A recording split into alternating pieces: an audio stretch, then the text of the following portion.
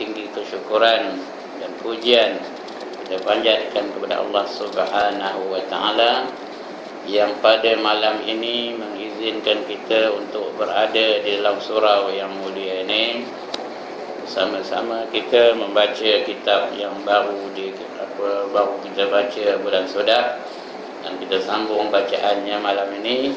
Mudah-mudahan kita faham apa yang kita baca, kita dapat mengenal Allah yang sebenarnya, sifat-sifatnya, sifat uluhiyahnya, sifat rububiyahnya, sifat al-asma'nya, dan juga sifat as-sifatnya, ataupun tauhid as-sifatnya. Mudah-mudahan kita kenal siapa yang kita sembah, siapa yang patut kita tunduk dan patuh, siapa yang patut kita puja, siapa yang patut kita takuti, dan siapa yang patut kita menjadikan idola kita.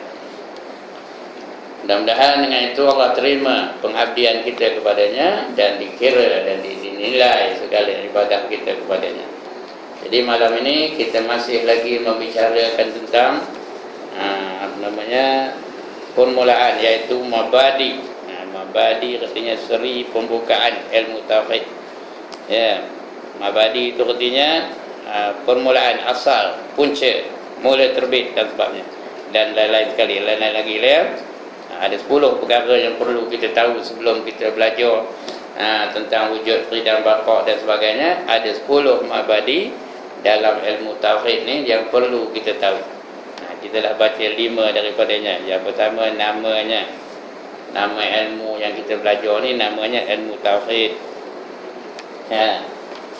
Ataupun boleh juga dipanggil ilmu kalam, boleh juga kita panggil ilmu usuluddin, boleh juga kita panggil ilmu sifat, boleh juga kita panggil ilmu aqaidul iman. Itu namanya.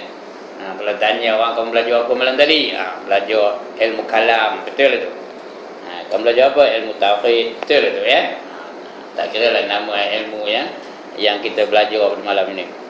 Yang kedua, tempat ambilannya. Ilmu ni diambil dari mana? Dari TV ke, dari radio ke? Ya. Kalau diambil daripada Al-Quran atau dari hadis Nabi sallallahu alaihi wasallam, maknanya ilmu ini ilmu yang memberi manfaat bagi kita. Ilmu itu betul lah, itu tak risau ya. Dan Rasulullah ada bersabda, taraktu fikum amrain ma in tamassaktum bihima lan tadillu abadan, kitaballahi wa sunnati, kata Nabi ya. Aku tinggalkan kepada kamu 2 perkara yang kalau kamu berpegang teguh kepada kedua-dua perkara ini, nescaya kamu tidak akan sesat buat selama-lamanya. Apa dia?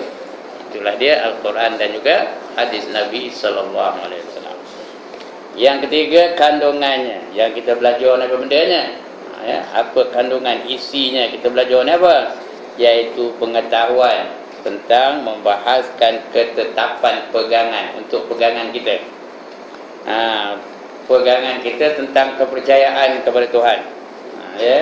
Bila keluar satu-satu kenyataan, akal kita berfikir, ya ke tak? Kalau ya, itu namanya wajib. Kalau tak ya, mungkin tak betul, itu namanya mustahil. Kalau kita boleh terima dan boleh tolak, itu namanya harus.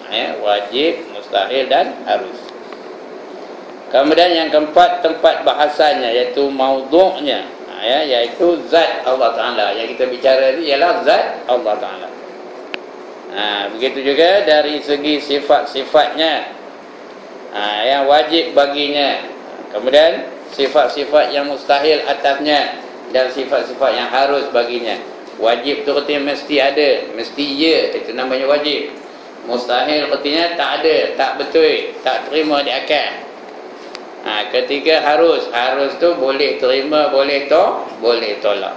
Jadi ada 3 tu, hukum akal ada 3. Wajib, mustahil, harus. Bukan hukum syarak. Hukum syarak ada 5. Wajib, haram, sunat, makruh, harus. Itu hukum syarak. Hukum akal ada 3 je hukumnya. Ya. Kemudian itu yang keempat. Yang kelima, apa bendanya? Faedah. Ngapa nak ngaji ilmu ini? Buat apa ngaji ilmu ini? Tak payah ngaji ngapa? Itu faedah. Apa pasal kita nak mengaji ilmu ini?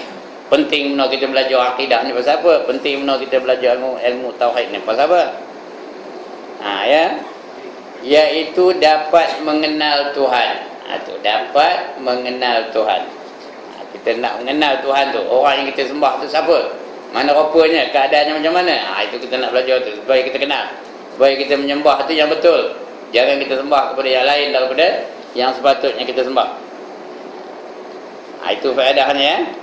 Dapat mengenal Tuhan, dapat mengenal Tuhan dan percayakan Rasul. Selain daripada Allah, kita percayakan kepada Rasul.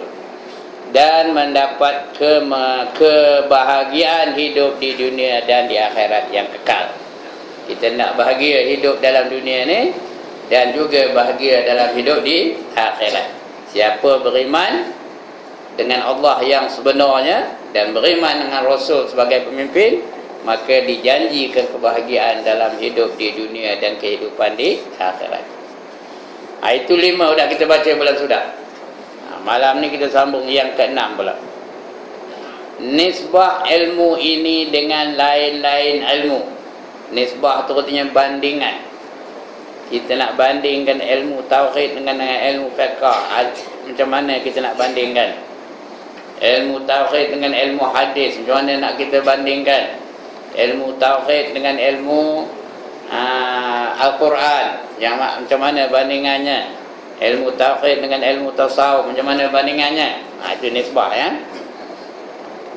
Nisbah ilmu ini dengan lain-lain ilmu, iaitu ilmu ini ialah ilmu yang terbangsa kepada agama Islam yang paling utama sekali. Nombor berapa?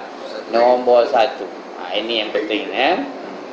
Syaitan paling getik dia kalau orang ngaji ilmu tauhid. Getik benar syaitan.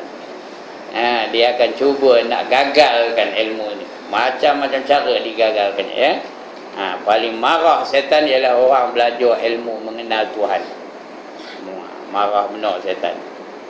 Sebab itu kalau orang tu nak mati, dia akan cuba akan cuba sesatkan orang tu daripada bertuhankan Allah. Sebagai ikhtiar terakhir, dia akan datang menyerupai orang-orang yang kita sayang, orang-orang yang kita kasih, orang-orang yang kita hormati. Nanti dia akan cuba selewengkan akidah kita supaya kita tidak bertuhankan Allah, malahan bertuhankan yang lain daripada Allah Ta'ala. Dia akan menyelewengkan, dia akan kata agama yang sebenarnya bukan agama Islam, yang sebenarnya bukan Hindu, katanya. Tuhan tu sebenarnya bukan satu, katanya. Tuhan tu adalah 3, katanya, dan sebagainya. Macam-macam lah caranya. Itu dia, ya. Maknanya ilmu yang paling utama, ilmu yang paling utuh atau ulung, yang paling unggul ialah ilmu tauhid, iaitu ilmu yang terbangsa kepada agama Islam yang paling utama sekali. Yang kita belajar pun mesti ilmu tauhid dulu.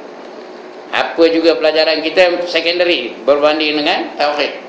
Awaluddin ma'rifatullah, kata Nabi, ya. Awaluddin ma'rifatullah. Awal agama adalah dengan mengenal Allah.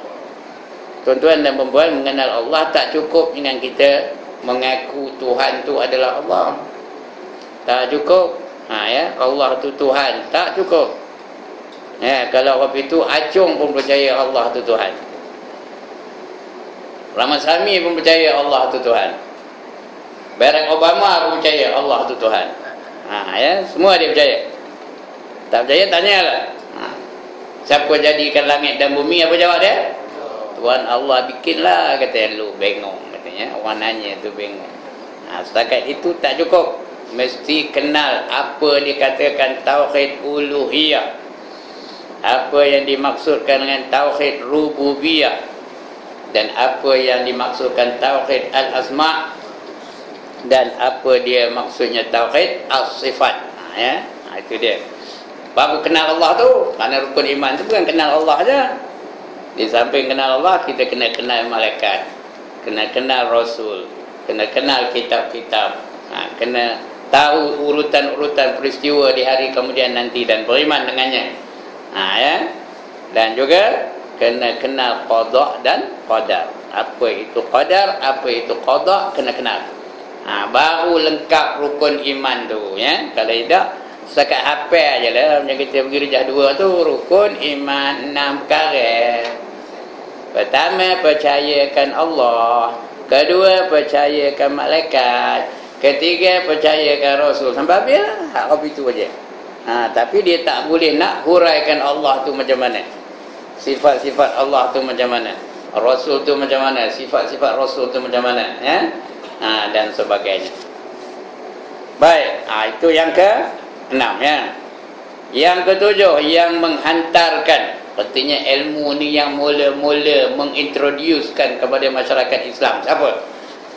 Yang mula-mula mengintroduce, memperkenalkan cara belajar ilmu tauhid ni, cara yang kita ngaji ni. Ya, siapa yang memulakannya? Ni yang menghantarkannya. Ya. Zaman Rasulullah tak ada masalah kerana Rasul ada. Ya, apa masalah yang timbul, mereka rujuk kepada baginda. Tak ada masalah. Apabila Rasulullah dah wafat, tinggal sahabat, belum lagi ada banyak masalah. Tapi selepas para sahabat, zaman salafus salih, kira-kira 300 tahun selepas wafatnya Rasulullah sallallahu alaihi wasallam, maka timbul masalah. Banyak orang-orang yang menyelewengkan hal-hal tentang akidahnya. Timbul Mu'tazilah nombor satunya. Ya. Zaman Hasan Basri timbul Mu'tazilah. Sebelum itu timbul pula Khawarij, timbul pula Syiah, timbul berbagai-bagai jenis akidah yang semua berteraskan Islam. Semua mengatakan mereka akidahnya akidah Islamiyah. Ya. Jadi sudah keliru orang. Kerana yang akidah yang lain-lain itu pun mereka juga mengaku mereka Ahlus Sunnah wal Jamaah. Syiah pun kata dia Ahlus Sunnah wal Jamaah juga. Mu'tazilah pun kata dia Ahlus Sunnah wal Jamaah juga. Orang yang faham sekularisme pun dia kata Ahlus Sunnah wal Jamaah juga. Tak payah tanyalah orang sekularisme tu. Ada tak orang tu sekarang ni? Sekarang ni ramai tak yang berfahaman sekularisme? Kalau kita tanya dia, apa akidah kamu, mazhab apa? Dia sebut Ahlus Sunnah wal Jamaah juga. Jadi yang mana yang betul? Maka datang dua orang ulama, namanya Abu Hasan Al-Ash'ari dan Abu Mansur Al-Maturidi, mengintroducekan satu cara mengenal Allah, satu cara ilmu tauhid yang macam kita belajar lah cara ini, mengenal sifat-sifat Allah, wujud, qidam, baqa, secara ekspres. Zaman sahabat dulu mereka tak ada masalah, kerana sahabat dulu banyak yang hafal Al-Quran, kerana ambilannya semua dari Quran dan hadis Nabi SAW. Jadi tak ada masalah zaman sahabat tu. Di akhir-akhir ni sahabat dah tak ada, tabi'in dah tak ada, tabi'ut tabi'in dah tak ada, berbagai-bagai perkara timbul, berbagai-bagai kepahaman timbul. Ya. Jadi kalau kita nak ngaji Quran, tak cukup masa. Nak ngaji, nak kaji daripada Quran, kerana kita bukan reti benar apa yang terkandung dalam Al-Quran tu pun, ya. Bukan reti benar. Reti pun tak cukup. Katakanlah orang belajar tafsir, di surau ni belajar tafsir, ya, semalam satu ayat, semalam satu ayat, semalam satu ayat. Kalau dia habis betul tafsir tu, habislah ilmu tauhid ni, ya. Kerana Al-Quran tu mengandungi semuanya tu. Tapi semalam satu ayat, semalam satu ayat. Atau kalau semalam satu ayat, setahun berapa ayat? Tuan-tuan, 12 ayat. Itu tak masuk bulan Ramadan lagi tu, tak masuk yang dituang lagi tu. Jadi setahun baru katalah 12 ayat. Itu dah banyak benar tu. Quran ada berapa ayat? 6,666 ayat ikut setengah ulama, ya. Ada yang katakan 6,326 ayat. Tak kira lah, tapi 6,000 lebih lah, ya. Atau kalau setahun 12 ayat, berapa tahun nak habisnya? Berapa tahun nak habisnya? Jadi macam mana kita nak ngaji tauhid secara ekspres? Inilah caranya. Ambil dari Quran tu tentang sifat-sifat Allah tu, ini dikonsiskan. Bukan kita yang buat ni. Siapa? Abu Hasan Ash'ari dan Abu Mansur Al-Maturidi. Mereka dah compilekan cara-cara nak mengenal Allah menurut apa yang terdapat di dalam Al-Quranul Karim. Tak payah kita cari, dah ada siap. Ini cara ekspres, ya, cara yang mudah, cara yang cepat untuk kita mengenal Allah. Ya. Baik, iaitu yang pertama, mereka yang mengaturkan titisan ilmu tauhid dengan mendirikan dalilnya untuk menolak perkataan mereka yang menyalahi. Yang menyalahi itu apa? Di antaranya Mu'tazilah, Syiah, ya, Khawarij dan sebagainya. Dan zaman kita ni siapa? Sekularisme. Nak mengelakkan mereka itu, nak menentang mereka itu, apa buat? Dia buat satu kaedah. Menuntut ilmu tauhid, dia belajar wujud, qidam, baqah. Tak payahlah kaji-kaji daripada Al-Quran lagi, dah ada di sini, ya.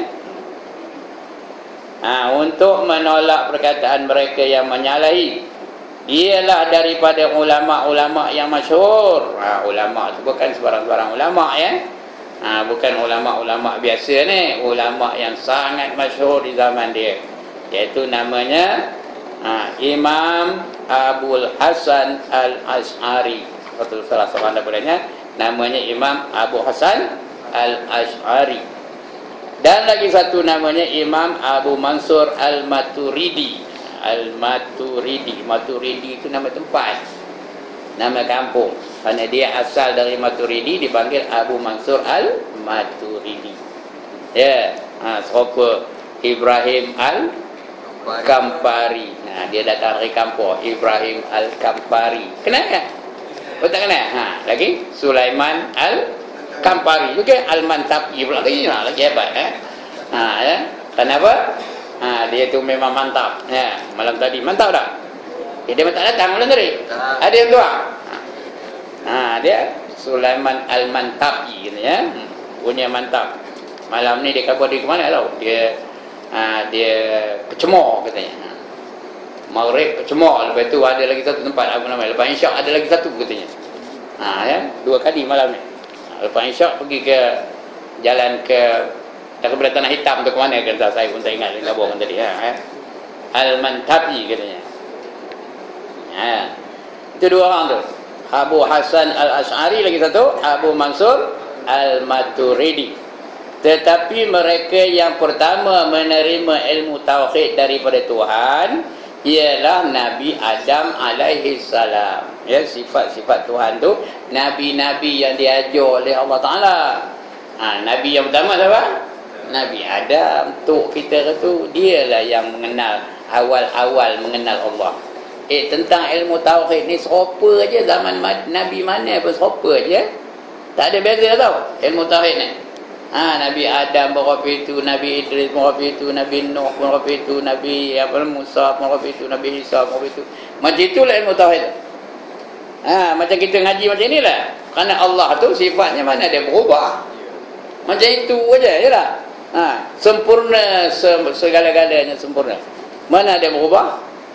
Yang berubah syariat itu berubah, ya. Syariat itu berubah. Apa? Hukum hakam berubah. Zaman Nabi Adam lain hukum hakamnya, zaman Nabi kita Nabi Muhammad lain hukum hakamnya. Tapi bab tauhid tak ada berubah. Allah tu ada ilmu sampai bila-bila, Allah tu ada ilmu. Dan ada ilmu tu pula bukan macam kita, mula-mula sikit betul banyak sampai sekarang ni kira dah banyak lah ilmu kita tu. Tapi Allah ilmunya sentiasa dari azali macam itu, tak bertambah, tak berkurangan. Kerana apa? Ilmu Allah itu sempurna. Sempurna itu artinya apa? Tak ada kekurangan langsung. Ya, penuh aja. Kalau air dalam gelas tu penuh aja air tu, tak ada yang kurang-kurang. Tak boleh nak tambah lagi. Gelas ni dah penuh, boleh tambah air lagi tak? Boleh tak? Kalau tambah air macam mana? Tak muat dia gelas ni. Begitulah ilmu Allah tu. Ya, tak boleh nak ditambah dan tidak pula dia berkurangan. Sampai bila? Sampai bila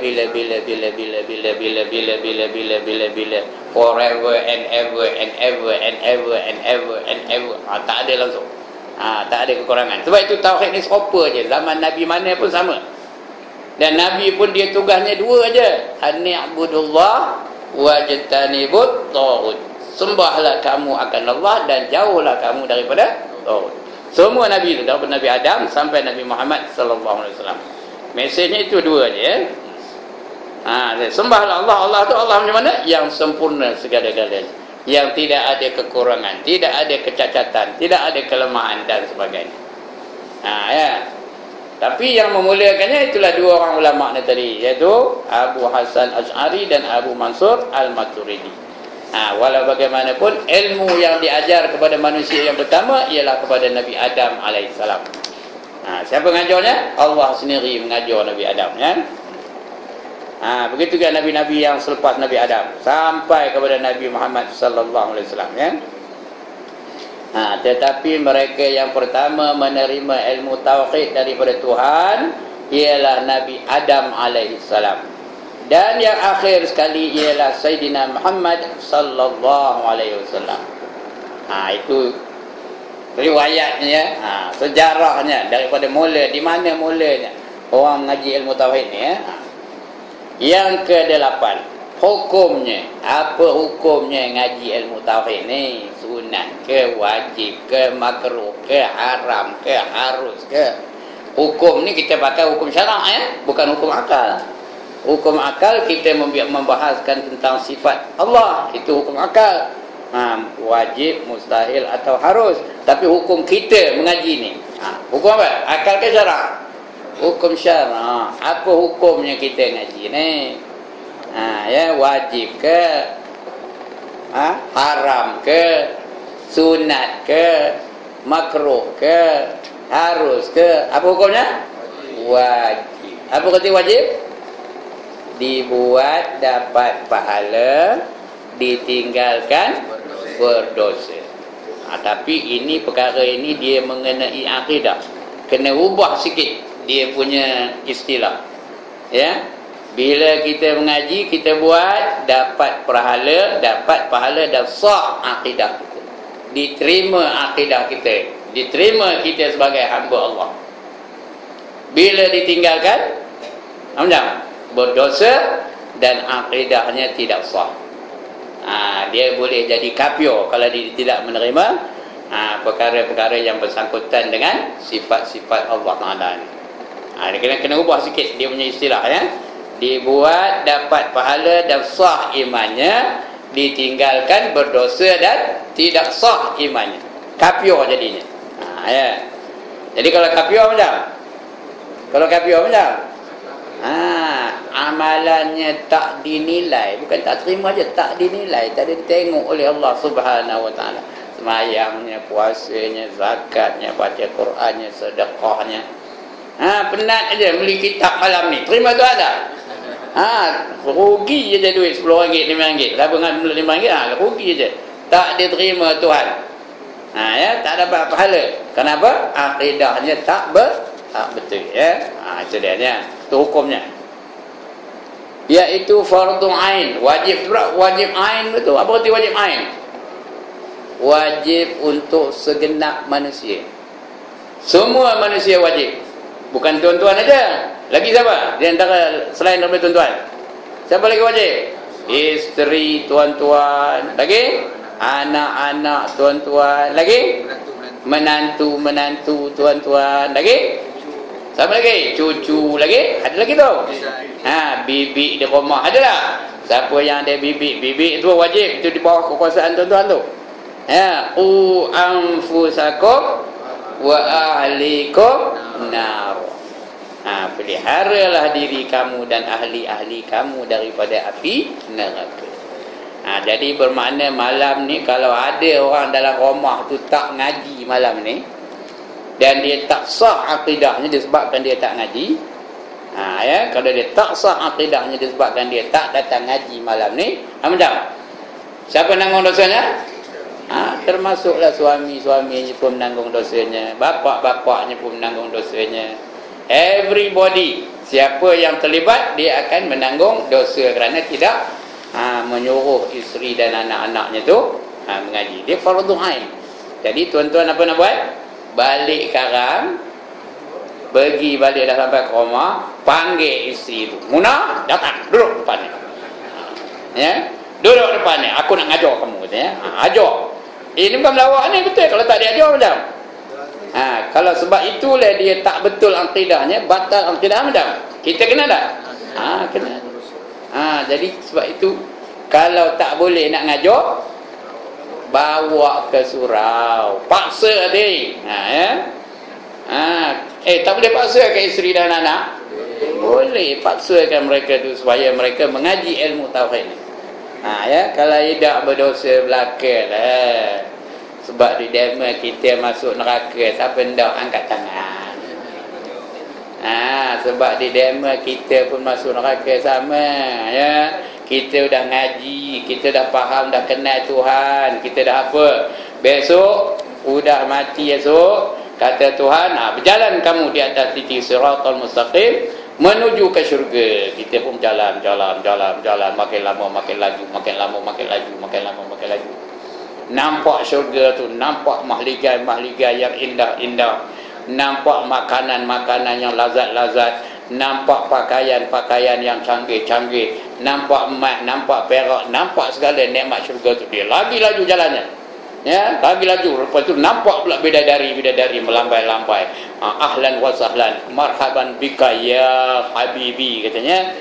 Yang nampak tu, mari sila, mari cepat sikit abangku, wahai abangku, cepat datang, katanya, melambai-lambai. Ya, tiba-tiba dengar ada bunyi dari bawah titik siratal mustaqim. Bawah titik sirat tu ada apa? Ada apa di bawah tu? Dia dalam apa? Dalam neraka. Ya Allah, kata dia. Tahan pemuda itu. Orang ahli syurga ni muda lah, bukan tua. Walaupun dah 72 ni, esok muda tu. Kalau ahli syurga. Ya, tahan pemuda itu, katanya. Jangan bagi mereka masuk ke dalam syurga. Dia pun terhenti pula. Siapa pula ngacau daun ni, katanya. Dia terhenti sementara. Tapi nampak balik kehebatan dan kelazatan syurga. Nampak balik, dia pun jalan lagi laju daripada tadi. Jalan lagi. Kali ni dengar suara dari bawah ni chorus pula. Tahu apa chorus? Yang tadi solo, lepas ni chorus. Tahu apa suara chorus? Ya Allah, tak tahu chorus. Apa? Ramai sekali. Ya Allah, kata ramai-ramai. Jangan bagi dia tu masuk syurga. Dia tu dulu ayah kami, dia tu dulu suami kami. Kalau banyak lah isterinya. Dia dulu tu suami kami, dia dulu tu ayah kami. Dia tak pernah ajar kami mengenal kamu, ya Allah. Dia tak pernah ajar kami tentang fardu ain, ya Allah. Dia saja pergi ke surau, dibiarkannya kami di rumah. Nongkat dagu, nengok apa? Nengok TV. Dia biarkan je kami. Jadi kami tak kenal kamu, ya Allah. Itu sebab sekarang ni kami masuk neraka. Allah pun perintahkan malaikat, ya, suruh tahan pemuda tu. Malaikat pun tahan. Astung, katanya. Tahu astung? Ya Allah, bukan cakap Arab tu. Astung tu cakap Jerman. Berhenti kamu. Tahu ada ada yang kata cakap Arab ke astung ni, bukan cakap Jerman. Ada baca komik lah, cerita Hitler zaman dulu kan. Astung, katanya berhenti kamu, katanya. Lalu ditanya, betul ke demo ni isteri dan anak-anak kamu? Apa dia jawab? Mana boleh nipu, sana boleh nipu ke? Tak boleh. Katanya. Ya, betul ke kamu tak pernah ajar mereka tentang mengenal aku, mengenal Allah? Tak pernah. Ya ke kamu biar mereka tak semayang? Ya ke kamu biarkan mereka tidak menutup aurat? Apa jawab? Saja. Oleh yang demikian kata di Allah, ya, segala pahala ibadah kamu pindah kepada mereka. Habis pahala kita tu kepada dia. Ya, dan segala dosa-dosa mereka kamu tanggung, kata. Rupanya tak cukup. Ya, pahala kita tu tak cukup nak melepaskan mereka dari neraka. Lebih-lebih lagi ditambah pula lagi dengan dosa mereka. Jadi ketiga-tiganya masuk dalam neraka. Kamu, isteri kamu, anak-anak kamu masuk dalam neraka. Zuqu azabal hariq, kata Allah dalam Quran, ya. Rasakan kamu azab yang amat pedih. Ini dia tuan-tuan, kalau fardu ain, ya, ingat tu. Jangan biarkan je demo tu tak ngaji lah. Orang ngaji dia tidak. Sabarkan betul-betul. Aku tak lalu masuk neraka disebabkan kamu, kata. Sabar betul-betul. Ya, begitu juga anak-anak kita. Ya. Kalau tidak esok tanggunglah. Percaya ke cakap saya ni? Kalau percaya macam next time dalam tu penuh tu. Ya, penuhkan. Ya, mereka supaya mengaji ilmu tauhid. Fardu ain ni tuan-tuan dan puan-puan, ya. Okey, udah tu. Itu hukumnya. iaitu fardu ain atas tiap-tiap orang yang mukallaf. Mukallaf lelaki dan perempuan. Mukallaf ni apa artinya? Orang yang wajib melaksanakan perintah Allah, sama ada suruhan atau larangan. Itu namanya mukallaf. Betul-betul ni, Rumi tak ada masalah. Yang Jawi tu kan balik kan baca maklaf. Apa benda maklaf ni ya? Baca betul mukallaf. Tandanya ada 4. Tanda orang itu mukallaf ada 4. Yang pertama, aqil. Apa kata aqil? Akalnya sempurna. Bukan akil hai, akil juga ya, tapi bukan itu. Akil itu sempurna akal. Tidak gila dan tidak terlalu bodoh. Itu namanya aqil. Yang kedua, baligh. Apa kata balik? Balik koma. Apa kata balik? Sampai umurnya. Kalau orang lelaki umur 9 tahun. Kalau lebih dari 9 tahun, tak sampai 15 tahun, dia ada tanda-tanda dia, iaitu mimpi bersetubuh dan keluar mani. Itu balik tu. Kalau perempuan ada 2 tandanya. Pertama, mimpi dan keluar mani, itu satu. Yang kedua, dia datang haid. Itu kalau dia belum sampai umur 15 tahun. Kalau tak ada apa-apa tanda, umurnya 15 tahun. Itu balik betul. Ya, ada orang tak balik lagi, angkat tangan. Ada ya, dia balik umur 60 baru balik. Dulu 55 lagi lari, berapa? Sudah 60 pula. Baru balik. Beratlah ya. Jadi mukallaf. Yang kedua, yang ketiga, sempurna hawas. Hawas tu bahasa Arabnya, cakap Melayunya panca indera sempurna. Sempurna panca inderanya. Dalam Islam, panca indera yang dipakai hanya 2, pendengaran dan penglihatan. Kalau ada salah satu, kira sempurna itu. Kalau dia boleh nampak tapi tak dengar, masih sempurna lagi. Kalau dia dengar tapi tak nampak, juga sempurna. Yang tak sempurna tu apa?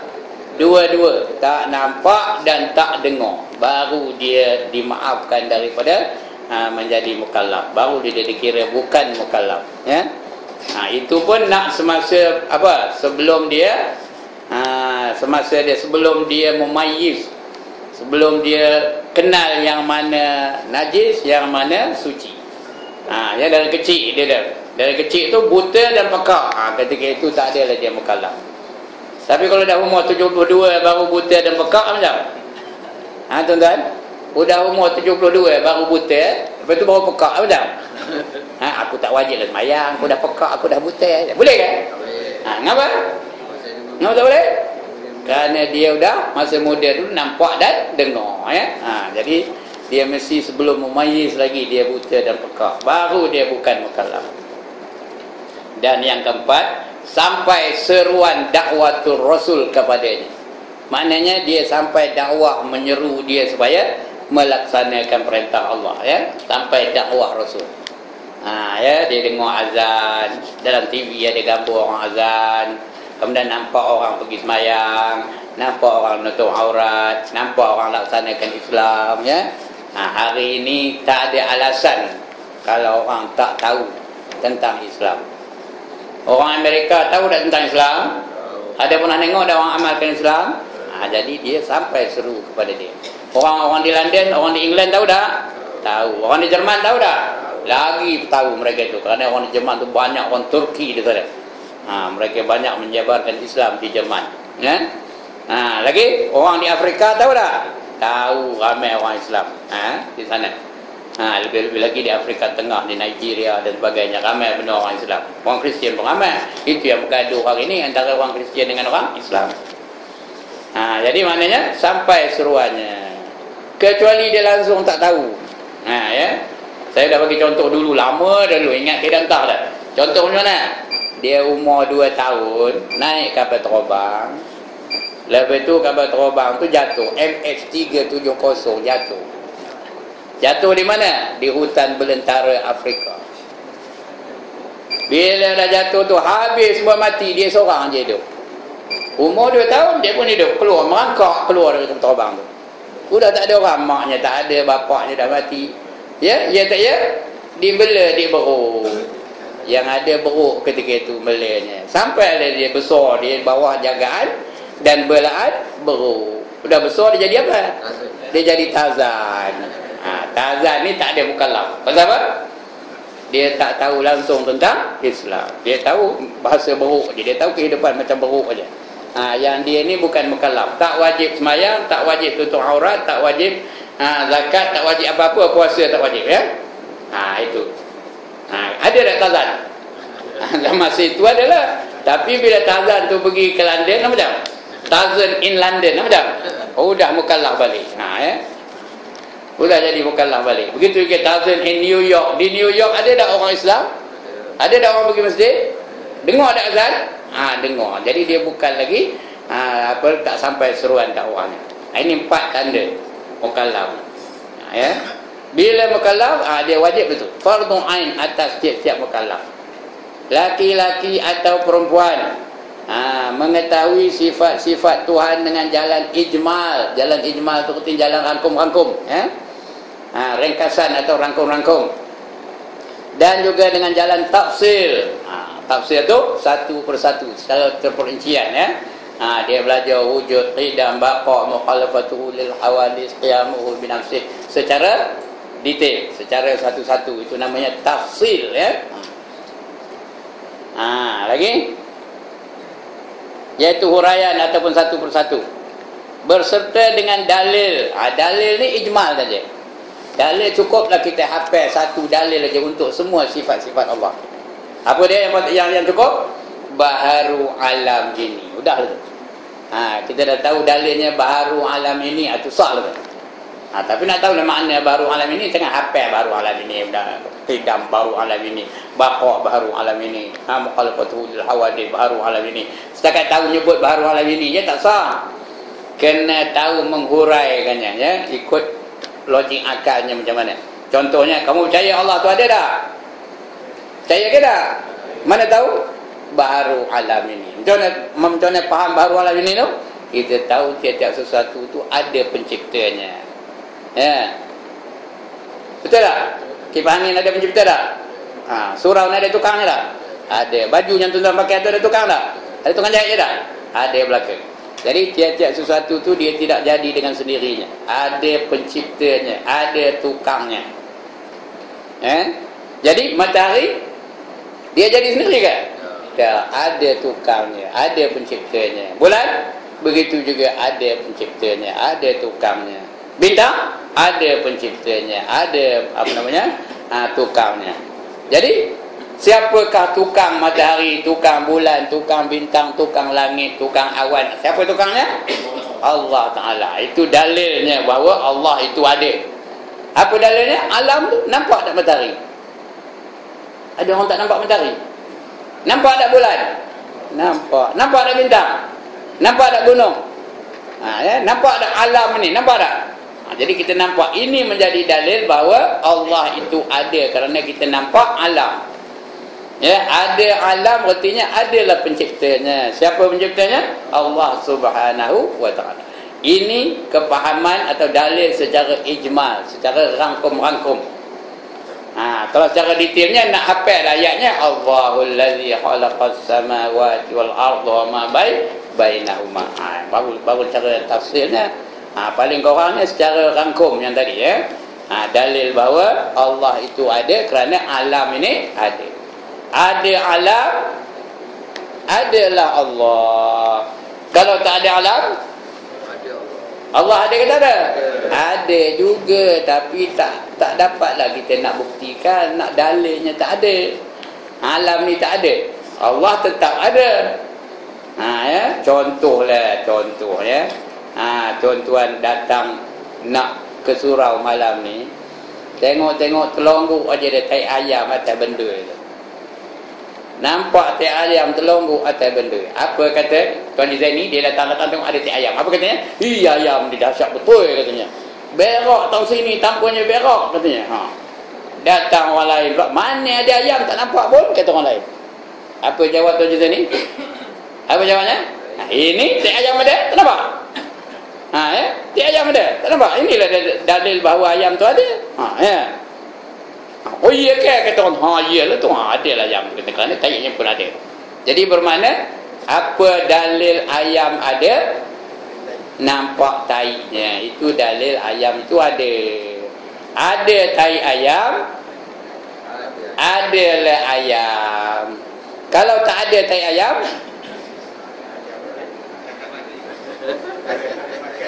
kalau tak ada taik ayam, ayam ada tak?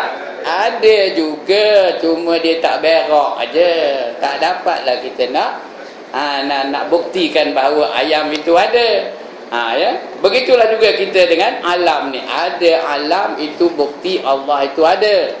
Kalau tak ada alam, tak dapat kita bukti. Kita pun tak ada apa nak buktikan. Pasal kita ni sebahagian dari alam, ya tak? Apa nak dibuktikan? Jadi sekurang-kurangnya dalil macam itu nak tahu. Itu namanya dalil ijmal. Dalil rangkum-rangkum. Tahu rangkum? Dia tak pernah beli dorayan kan? Ada tak dorayan rangkum? Di mana lah rangkum? Longgok-longgok aja macam itulah. Dia rangkum. Berapa ada ni? RM5 lah. Itu nama rangkum-rangkum. Ijmal berapa itu juga. Dalil ijmal tu dalil rangkum-rangkum. Baik, itu yang ke-8 ya. Berserta dengan dalil ijmal. Ada pun mengetahui dalil tafsir, iaitu fardu kifayah. Dalil tafsir ni dalil satu persatu. Sama ada dalil dari Al-Quran atau dalil dari hadis Nabi SAW. Itu fardu kifayah. Bukan semua yang wajib, tidak. Orang-orang yang tertentu saja wajib. Bila ada orang lain yang tahu, maka yang lain tidaklah berdosa. Macam kampung ni ada ustaz tahu, yang lain tak wajib lah. Ada tu imam tahu, yang lain tak wajib lah. Itu dalil apa? Dalil tafsir, dalil terperincinya. Tapi ijmal, semua wajib, semua mesti tahu. Baik, itu yang ke-8. Yang ke-9, kelebihannya. Apa advantage-nya orang yang mengaji ilmu fardu ain ini ataupun ilmu tauhid? Apa kelebihannya?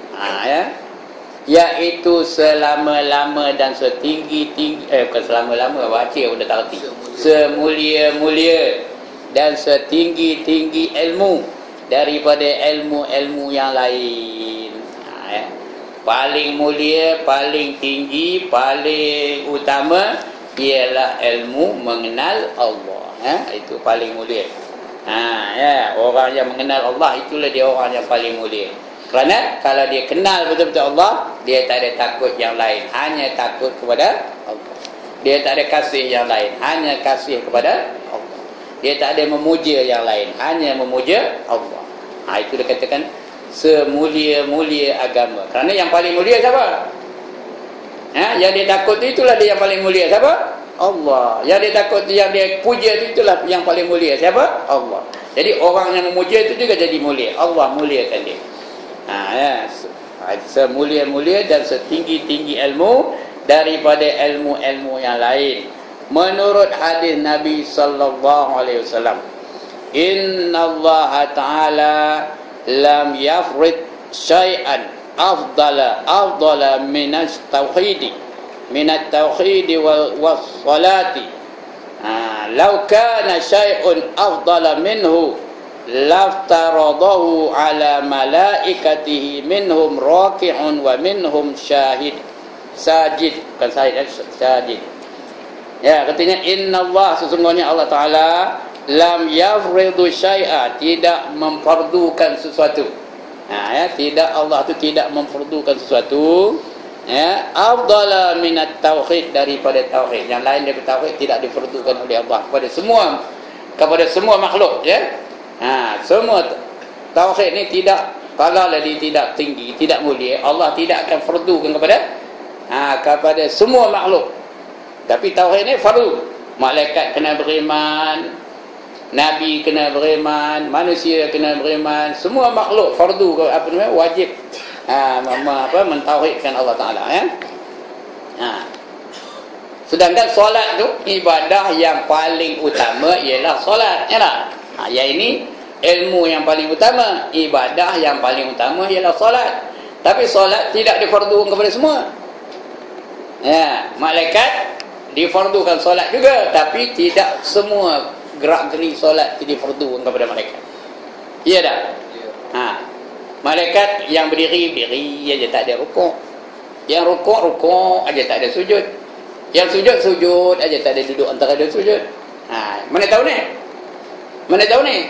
Nabi ngaburkan ketika dia naik ke langit, dia sampai ke Baitul Ma'mur. Apa arti Baitul Ma'mur? Ha, Kaabah di langit, namanya Baitul Ma'mur. Dia nampak malaikat-malaikat yang berdiri aja, tak ada buat kerja lain. Yang duduk aja, tak ada buat kerja lain. Yang sujud je, sampai bila-bila tu.